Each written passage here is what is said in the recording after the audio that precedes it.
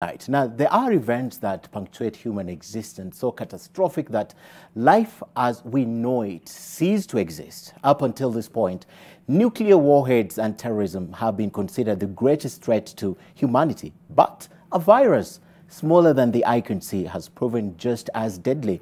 It is with that NTV's Oli Barrows now asks if the COVID-19 pandemic will irrevocably change life as we know it.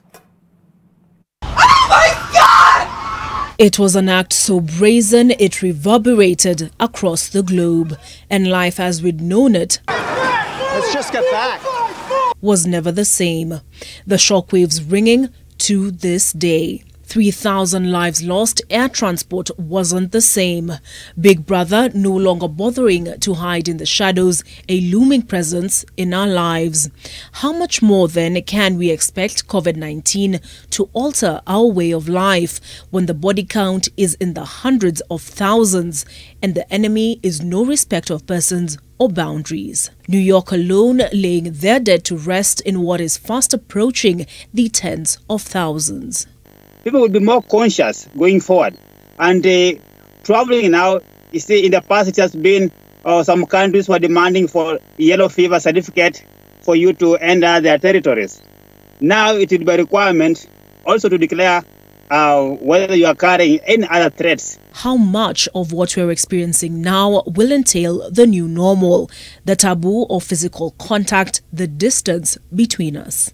Social distancing will be a thing of the norm, not the exception. And now that all the arsenal in the world, tanks, fighter jets and nuclear warheads hoarded in the bowels of the earth cannot protect us, how will our understanding of show of might evolve? The further they are lost, and yet they have so much money and so much power and so much self-esteem, and they are not able to act properly, is reason enough for there to be reassessment. Nowhere left to flee, nowhere left to turn. Each nation preoccupied with its own survival. Will COVID-19 be the Armageddon catalyst that will finally get the researcher and healthcare worker heard? Even when the army goes to war, they are given equipment, they are given instruments to go fight. We are sending our healthcare workers to the field empty-handed. Physically cut off from one another under enhanced surveillance, our own phones used to track our every move. Once COVID-19 has run its course, will life change for the better or worse?